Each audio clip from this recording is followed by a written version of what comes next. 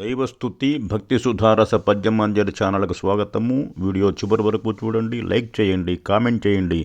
Subscribe చేయని వారు subscribe చేయండి. ధన్యవాదములు. శ్రీ సూర్యనారాయణమూర్తి సంస్తుతి ఉత్పలమాల వృత్తపద్యములో స్వీయ రచన పఠనము.